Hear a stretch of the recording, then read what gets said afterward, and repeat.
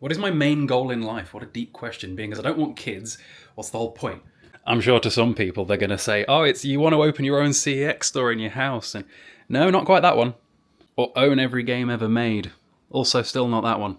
I'll tell you what I would like. I want peace guaranteed forever for my brain. That's what I want. This was the question that inspired this. Let's read it. Just out of curiosity, what is your main goal in life? Because you've already said you're not having kids, so why are you so intent on stacking up the money? I mean, if you get half the world, you will only want the other half, so how much is enough? I don't get it, Cayle. I get you need to live a financial lifestyle and you want to live comfortably, but when you get to that point, what then? So the reason that I'm so intent on being financially successful right now is because the way that I generate income is unlikely to last forever. I don't have traditional stability in the way that somebody with a normal job would. To get into being a content creator as a career is to accept that there might be a time span on this. You're going to have peaks and troughs, and you should be smart with the money that you're going to make. Despite the fact that I spend a decent chunk of money on games, when it averages out across the year, I've worked out that this year I've spent about £6,000 on games. But other than that, in my life, I don't really spend much money almost ever. I own one pair of trainers that I've been wearing for over 5 years. Most of, if not all of my clothes are free. I have genuinely not spent money on clothes in years. That is no exaggeration. Years. I've not spent money on clothes. So in my head, to bring myself peace, what I have to do is I have to be smart enough with the money that I make right now and make enough of it that I can put that money to work to secure my own future. We have got countless examples of people who have the same job I have, who create content for a living, who made a good chunk of money, and then as soon as they fall off and they stop being able to generate that money, they have literally got nothing to show for it, and it's as if it never happened. Meanwhile, my goal is to max out my stocks and shares ISA, which you're allowed to put £20,000 in each year, and any capital gains that you make off that is tax-free.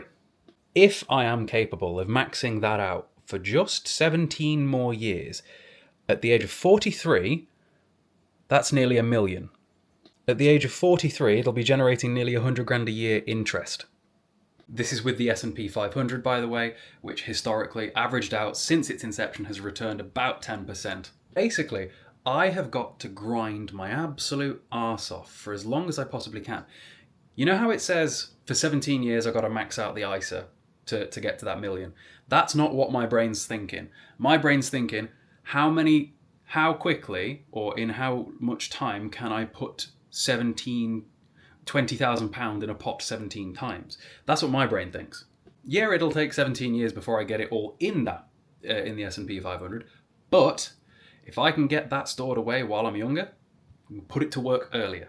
Anyone that watched my long-winded storied lifetime videos has seen me say that I used to get paid £3.50 an hour. I failed college, I didn't go to university, I was made redundant from my first full-time job, and then I worked in retail for years.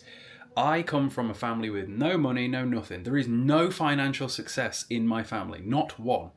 And it will be me. Realistically, having that money wouldn't change the way that I live very much, not at all, because I don't spend money. There's not really things that I want. I don't want nice cars and a massive house. The house we're in right now, for example, we could have had a much bigger house when we got this one because of the job that I have and the job that my partner has. She's decently well off with her 9 to 5. But because, again, we tried to be smart with it, we got a house under the pretense of I could lose everything tomorrow and she needs to be able to cover the mortgage herself if it went to that. So we got a house that is well within our means, which again then allows more and more savings to be had. I've worked out, fun fact, that I should be able to max out that 20 grand ISA per year if I just earn about 45-ish £1,000 a year, which is not absurd. I know 23-year-olds that are making that at their 9 to 5. Never mind people trying to make it on the internet, you know? And on the topic of what's it all going to be for if when I'm old I've got no kids, I actually had this discussion with my mother the other day. Now granted, my sisters between them have got 11 children. Presumably at some point those 11 children are going to start having their own kids. All going well, all going perfectly well. In my later life, I don't know, maybe I start buying them houses and things because, I don't know, what else is it going to be for? Because I'm going to be alright, hopefully. So I've said this loads of times, my goal is not necessarily the money, it's the peace. Because I know that I don't have a degree. I don't have a career path. You know, if it wasn't for this, I have no idea what I'd be doing. If it wasn't for content creating, I have no clue. I'd figure something out because that's the sort of person I am, but it would be starting from nothing somewhere, you know? Like, let me show you some more brutally honest maths, shall we? I am 100% sure that for at least the next 5 financial years that I can max out my stocks and shares ISA with £20,000. Now, that isn't to say that this job continues for 5 more years, although I hope it will, and I hope it'll last far longer than that. But trust me, remember what I said about, I'm not thinking I need to make 20 grand a year spare for 5 years. I'm thinking, how quickly can I put 20 grand in 5 pots? Just keep that in mind. So I'm 100% certain that I've got at least the next 5 years that I can max this out. So after 5 years of doing that, it will result in 166,522, presuming that the stock market does what the stock market has always averaged. If after that 5 years, I am then not able to contribute anything else because for some reason something's fallen apart, right? If my contribution becomes 0, let's use the 166.5 as the starting amount and then just put that to 0. I never put in another penny. So in 5 years' time, by the way, I'm 31. So I'll be 31 with 166,000 in my portfolio. So now what I'm going to show you is, so the 166,522 that I will have at 31, presuming that the stock market does what it's always done and presuming everything works out okay. After 19 more years, so put me at 50, which again, I know, actually, you guys on YouTube probably are aware, that isn't that old. On TikTok, I talk about this and people are like, oh, that's so far away. It really ain't. Like, I'm blinking and 5 years are traveling by. So like, I'll be 40, I'll be 50 before I know it, you know? 50, at this point, you're basically only halfway through your life. Lifespans are only getting longer. Anyway, after 19 years, 19 more years, so 31 until 50, with what I already had in there, never putting another penny in, million. Best case scenario for me, the best case scenario for me, assuming that the stock market does what it's always done, is millionaire at 43. Potential bad scenario is millionaire at 50. That'll bring me peace. That's a nice thought. So what's my goal? My goal is set my future self up, because I'm very well aware of how this works, because we have 20 years of history of how this works. People don't stay on top forever. I will always be trying to do this, trust me, because I have the sort of brain that will not let me do nothing. There is, for example, retire at 43, a millionaire, whatever, best case scenario. I'll still be trying to do something like this because my brain won't let me not. But there'll be less stress and I'll have more peace because I'll know that no matter how that goes, I'm all right, you know? So my goal, to answer the question, is to provide my future self with peace by grafting as hard as I possibly can now. And hopefully this motivates some other people to, like, I don't know, find their own peace in whatever the way that is. And remember, none of this is financial advice. This is me talking about what I'm doing. And again, it's not 100% certain. The stock market can go down, but I'm willing to take the bet that it'll be all right. Over a 20-year period of the S&P 500, no one's ever lost money. In like 70 years or something like that, it's averaged a 10% average return when averaged out, including all of the big drops. Also, if you guys haven't already, please do drop me a subscribe, because over there, I've got a spot on the wall for a silver play button one day. Love you. This was an interesting one. This was on the topic of who actually cares if games like Kuon and things like that depreciate in value.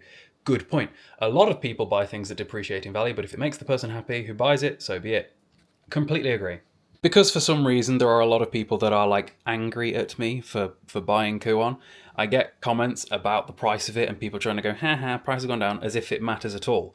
Because it doesn't matter at all, because I never plan to sell any of it. I intend to keep my games forever, because my games, looking at my games, standing here in front of this, it makes me quite happy. I attach lots of nostalgia to lots of things. I love the fact that I can stand in front of those two, for example. I love the fact that I can stand in front of Nemesis and what that reminds me of. And just, I love having my stuff, you know, so it's never going anywhere. So the price of it really doesn't matter in the long run. And remember, when I bought Kuon, within a week of owning Kuon, the videos about Kuon had made me about £1,500. Within 2 weeks, it had cost £2,000. So you know how earlier on I said that this year I've worked out that I've spent about £6,000? Because again, I'm very meticulous with my finances. I know my ingoings and outgoings to the T, you know. Nothing like that goes over my head. It's just what I do. It's what my brain's wired like. I know how much I spent at CX, and I also know how much I've made in return, and trust me, I'm doing okay. But I think it's an interesting one that people try to use, like, the depreciation of a game in any which way to try to like prove you wrong. In fact, people on TikTok are doing it right now. Whenever I talk about the S&P 500, they're like, "Oh, but it's gone down last year." And it's like, it doesn't matter what happened last year, because what's going to really matter is how it averages over the next 30 years. You know. And it's the same with Kuon. Yeah, Kuon is currently £25 cheaper than when I bought it 3 months ago. But a 3-month period in terms of its 20-year lifespan so far matters not. Especially when considering what's the price going to be in 20 more years. Not that it really matters anyway, because it's not going to get sold. So yeah, it doesn't matter. People are allowed to buy things without the intention of making money on them. People do it like... I think it's very interesting when I see people who are very financially successful spending a lot of money on things that they know and I know and everybody knows is losing them money. It's very interesting. Like people that are very financially stable that you know are actually smart, because there is a difference here. There are people that are financially smart that can buy expensive things that depreciate, and that's what's interesting to me. But there are also people that are not financially smart that will buy things that depreciate, and that's like, oh, what have you done? So like, while I have no interest myself in buying a fancy ass car ever, really, I've got a 2017 Audi A3. That'll do me, because I could get an S3, I could probably get an RS3, but the MPG on them, I wouldn't want it. That'd stress me out. I think it's interesting to see other people, like there are genuinely people out there that'll buy a new supercar every year, and I'm like, they're doing pretty well, because I know they're doing pretty well behind the scenes, and I think it's very cool to see that level of success. And that is a piece of life advice for you, by the way, is that there are levels to absolutely everything. There are people that are like, there will be people that have watched my video today talking about, I don't know, millionaire at 43 or whatever, I'm going 1 million at 43, try 10, like in terms of what they've done. While you will get comments being like, who's got a spare 20 grand to put away, there will be people that can put away 100 grand a month if they wanted to. There are people that will make multi-six figures a month. There are so many levels to society that it is crazy, and I think it's interesting to learn.